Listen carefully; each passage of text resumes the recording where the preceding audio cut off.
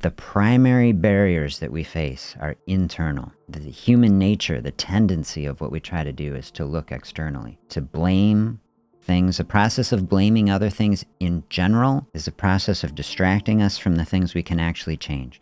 We have precious little ability to change things that are external to ourselves. The things that we really can change are internal. Our ideas, our perceptions, our habits, our desires. These things we can change, but that doesn't mean that it is easy.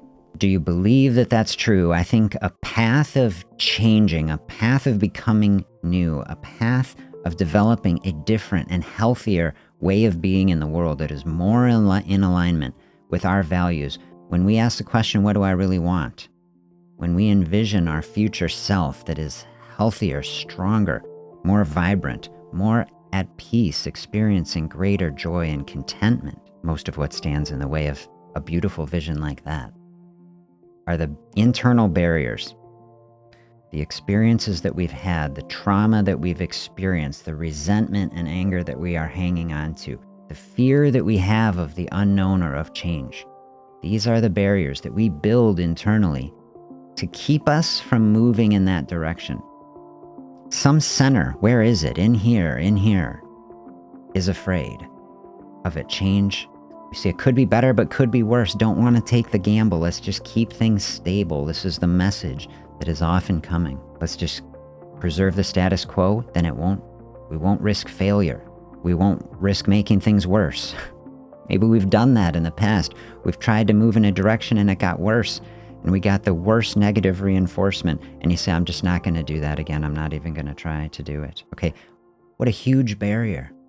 I can resonate with that. These things hold us back. These thoughts, they're kind of us. They're coming from us somehow, but they aren't really us either. See, they're just mental and emotional constructs that at some point served a purpose, that were trying to protect us from being hurt again, from experiencing a failure of something we wanted.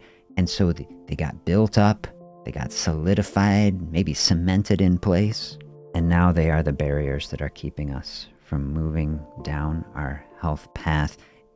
And if we say in these sessions, I do want to climb. I do want to climb up the mountain. I do want to move toward it. Hey, this is a space to do it. This is the process of doing it, moving toward it, identifying it, seeing it. So many times these things get buried.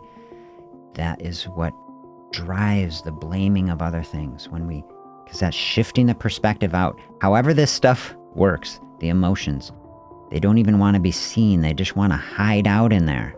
They say the problem is external. Don't look at me. They got like a cloaking device on.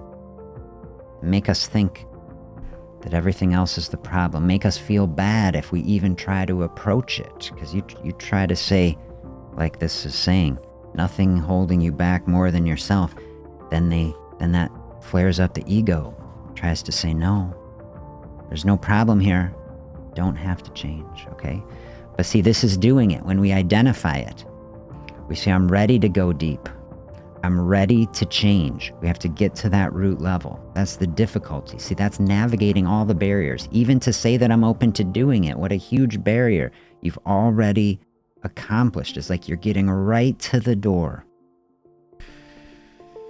See, then take a deep breath, calm, no pressure, nothing forced.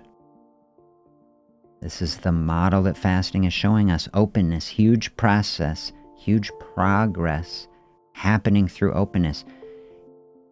It's this paradox, this tension. You don't really have to do anything, but you have to do the process of doing nothing. You have to open the space. You have to give it space and time and openness so that these things can be released.